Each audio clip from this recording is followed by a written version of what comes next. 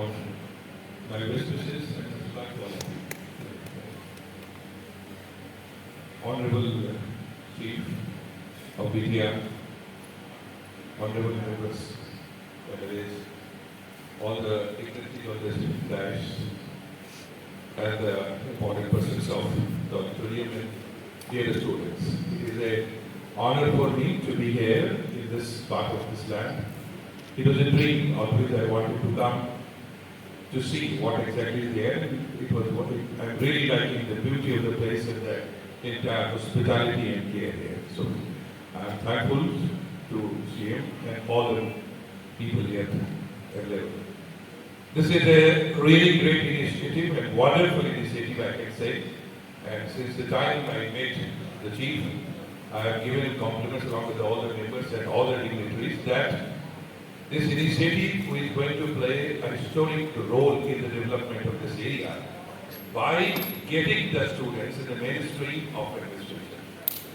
And here, till now, the representation is not to be acknowledged.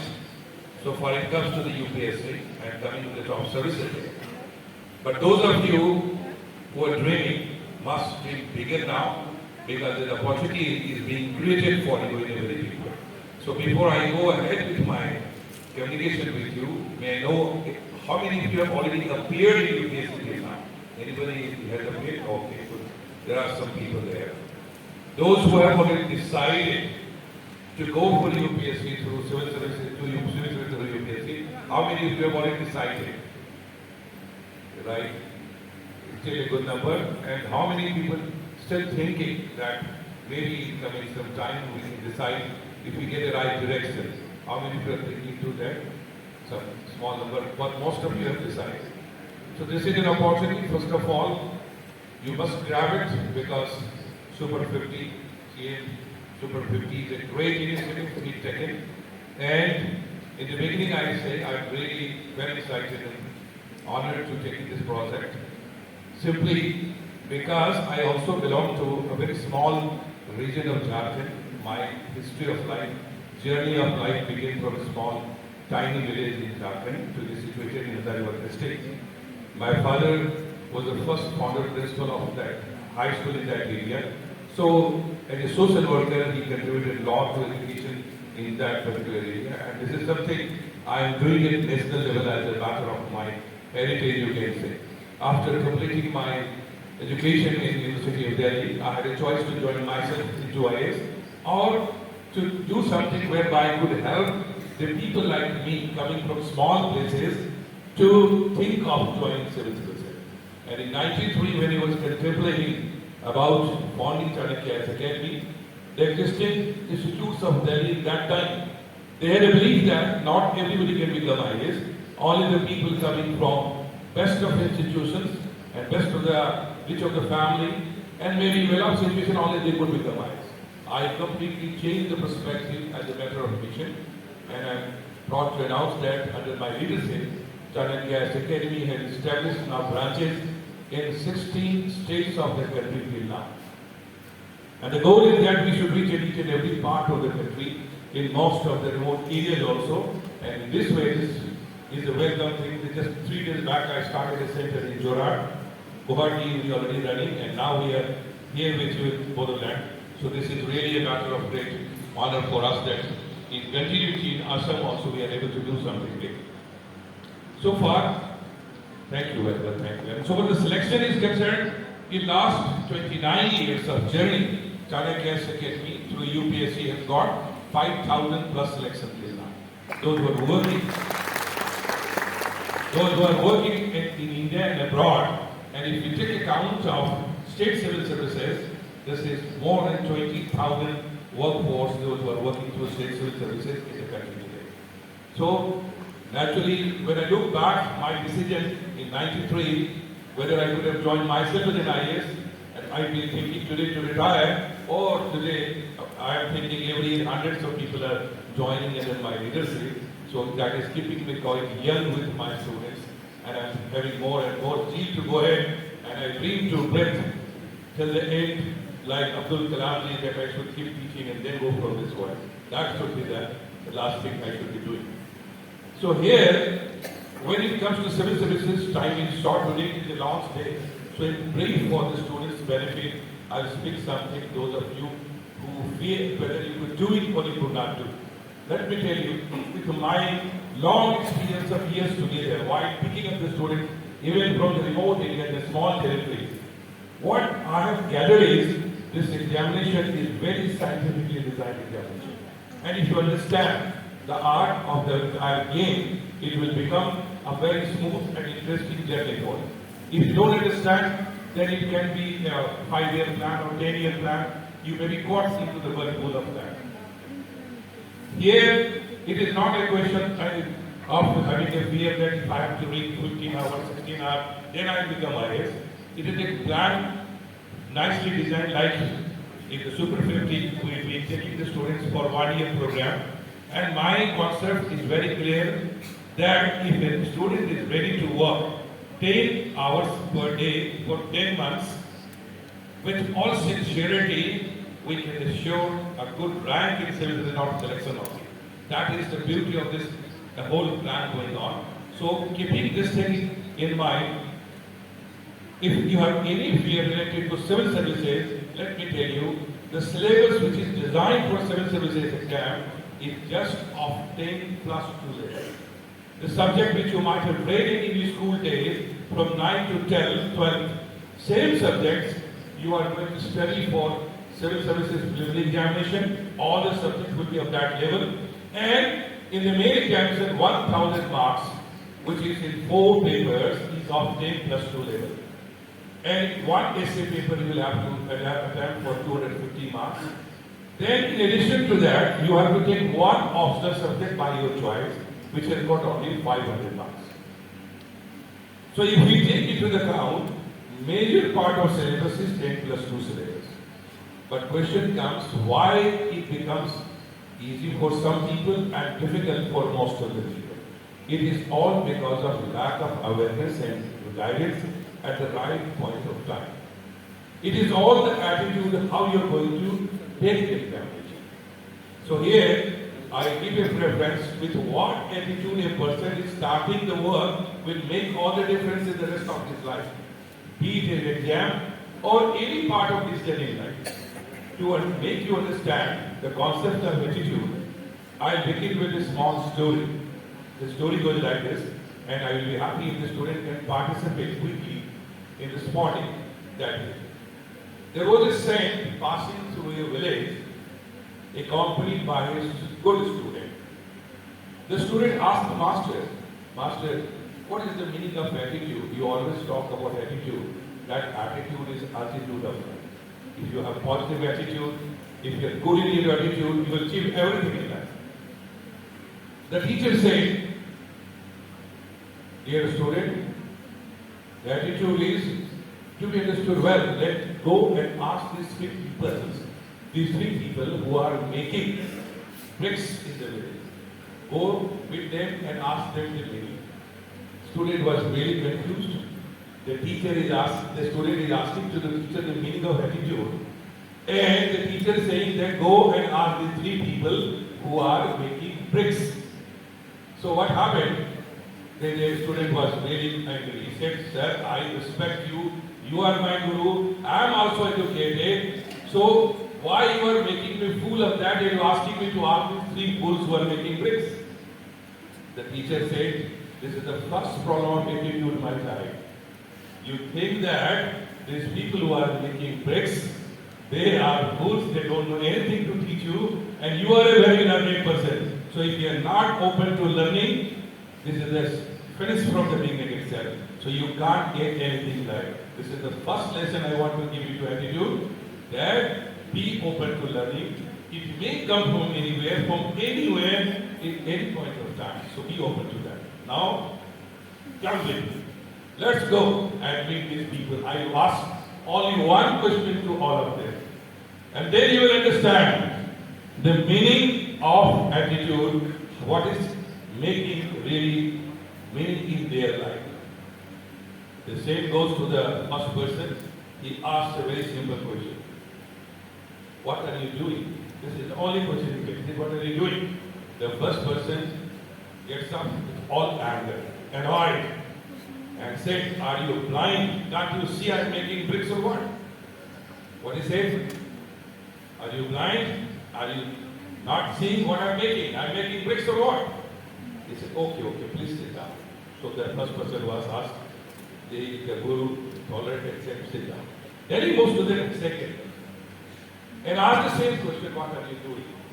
The second person says, with all happiness, he smiles, says, "Guruji, I am making some bricks so that I can earn some wealth for taking care of my family."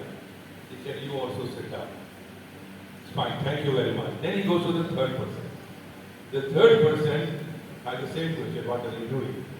He gets up with full of joy and confidence and says, "Guruji, I am getting ready to make a castle. I am getting ready to make a palace." Question is one, the first person is annoyed, not happy. Second person talks that he's having some meaning to make some wealth.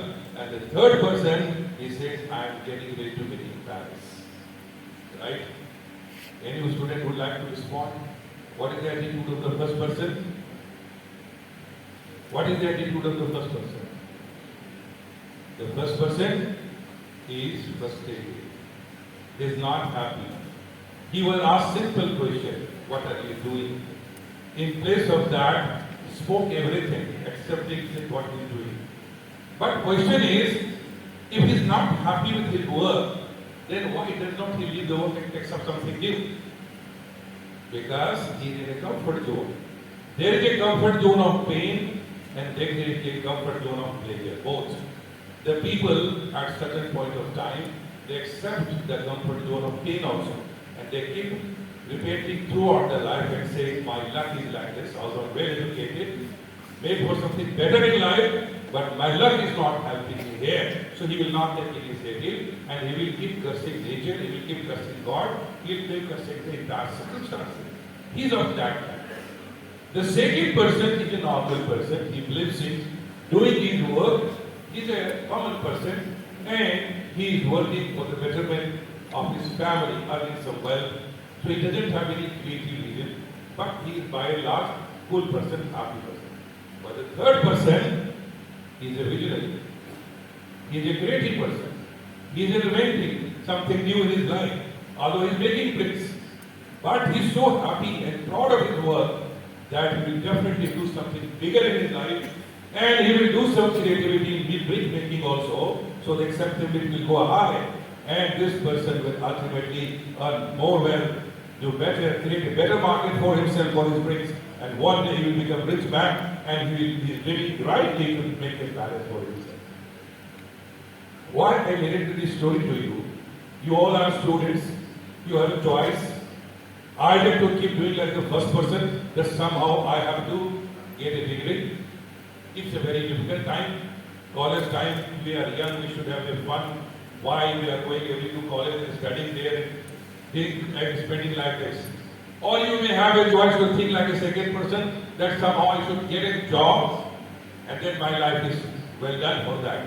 Or you are going to a third person who thinks that even for getting something small or big, somebody has to take an effort. Why not I try something big in my life, that I get a platform whereby I have a platform for myself, honor in the society, respect in the country, and also an opportunity to serve for the people and the country.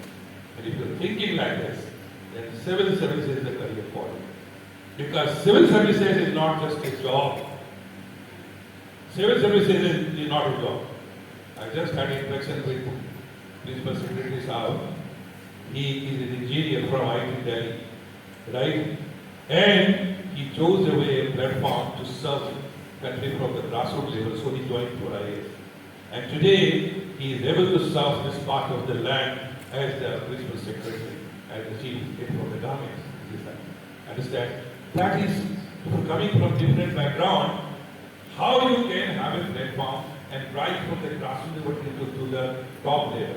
That is a platform for you.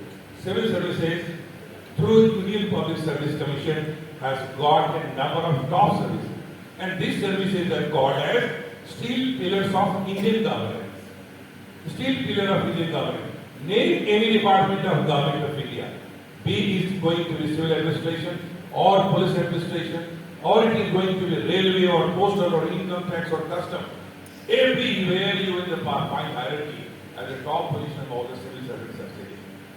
So this is where, if you join Indian Administrative Service, you get, after training the posting starting from very grassroots level like SDM, then you become ADA, and then you become CDO, these days Chief Development Officer, and you become DM or DC if it is taken, so on and so forth, and you reach to the level of Secretary, Additional Secretary, Secretary, Government of the State, Principal Secretary, Chief Secretary, or you also go in the Centralized Secretary and also the Cabinet Secretary.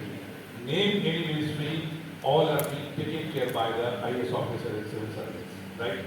Similarly, if you talk of police services, you are starting of the posting against with Deputy Commissioner of Police, ASP, and then you go on to SP, DCP, DIG, IG, Director, IG, DG, these all are in the top position. You get an opportunity to work as international police report at top positions.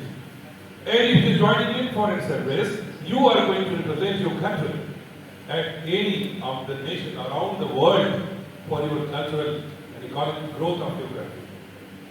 All the top position, and if you are joining any one of the civil services like income tax, customs, you are working really for the benefit of the country from the top positions, right? So to get this position, because this is a combination of class, status and power, all the three things coming in one job, that is in civil services. You get a class, wherever you are today, you come in the governing class of the country. You get a status for yourself and your family, and then you get a position where you can work with the society and the country in big way. Till now, representation is very low from this part of the land. Naturally, if we don't go to participate at the top level, then we cannot represent our society and the people at real platform from India and the world. So that is where it becomes your responsibility also to come and join it.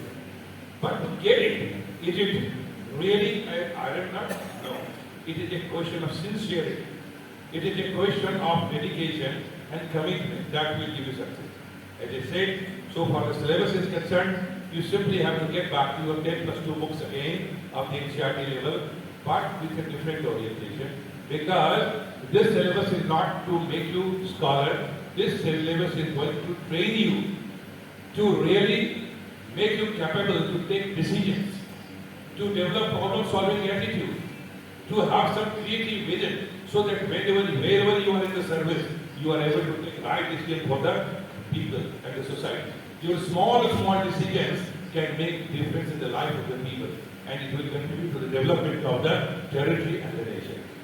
For this, you have eligibility condition. Minimum age is 21, maximum is 30 for general candidate.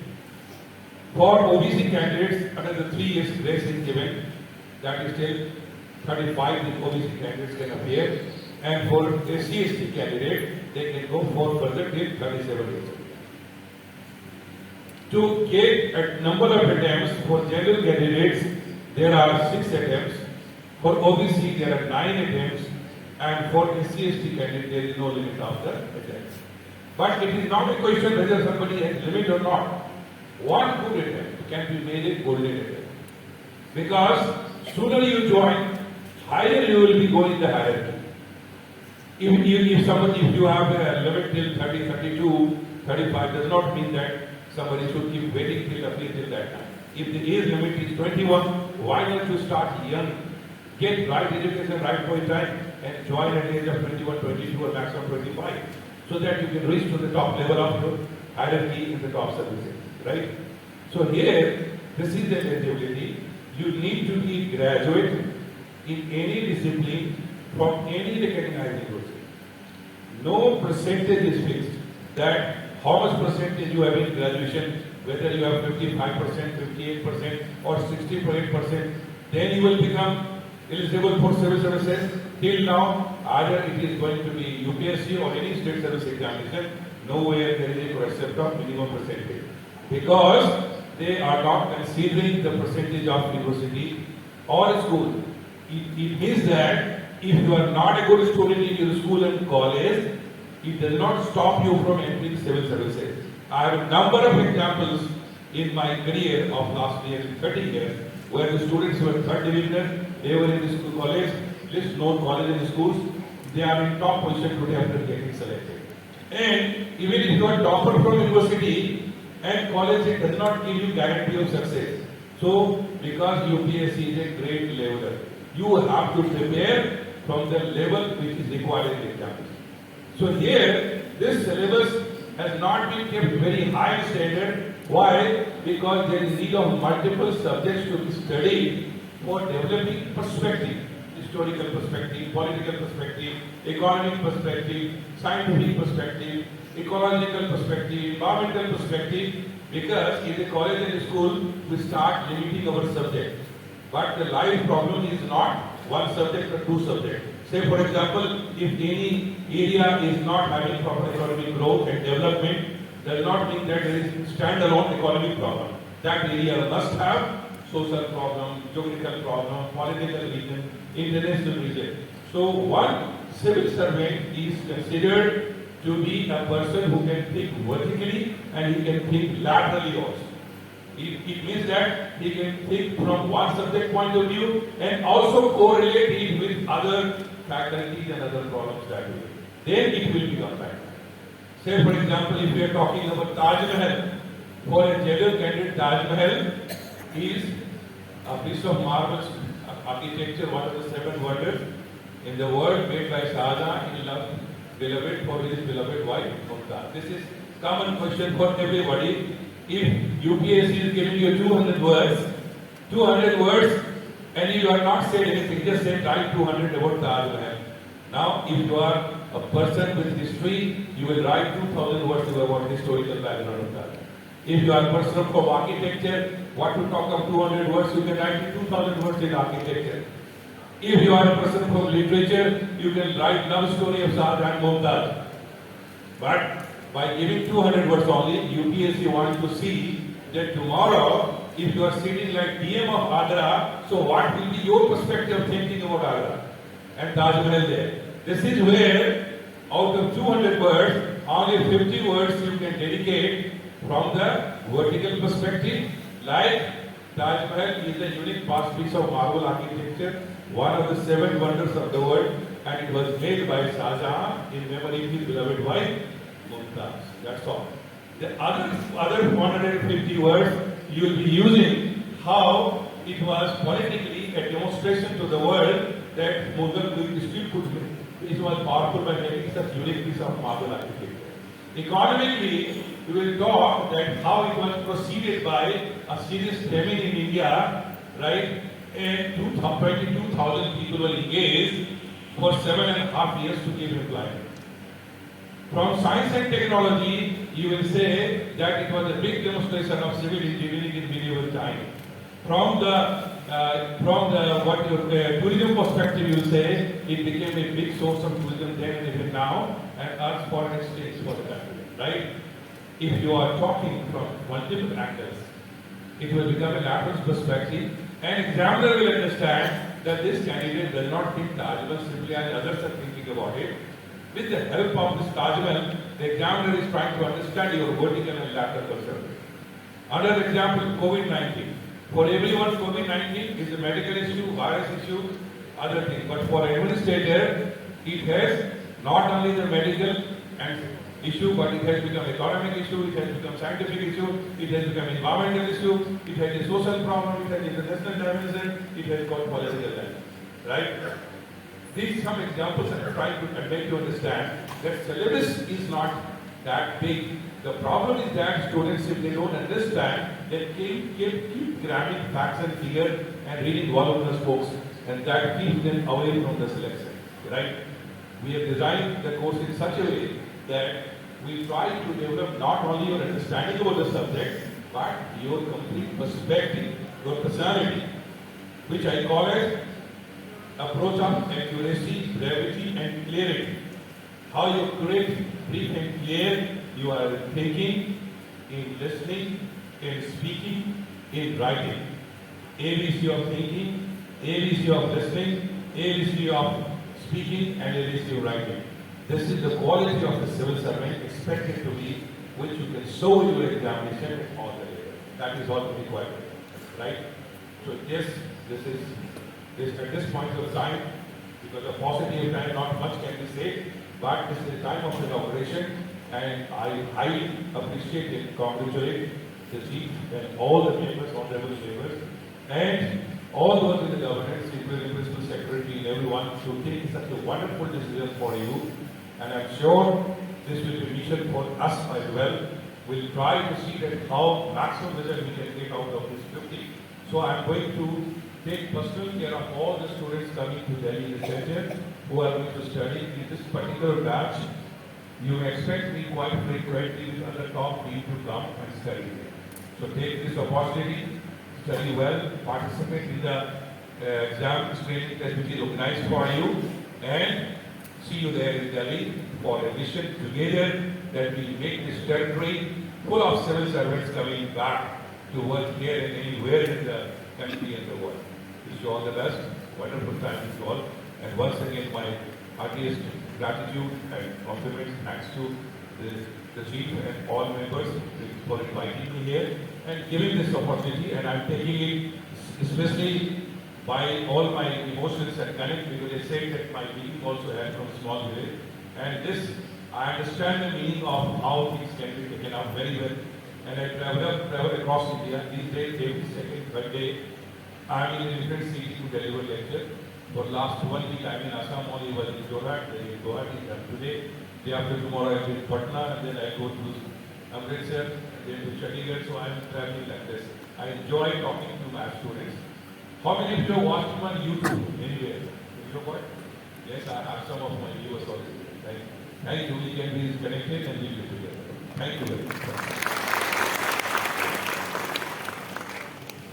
Very much, sir. You have truly and deeply enlightened all of us. Thank you very much.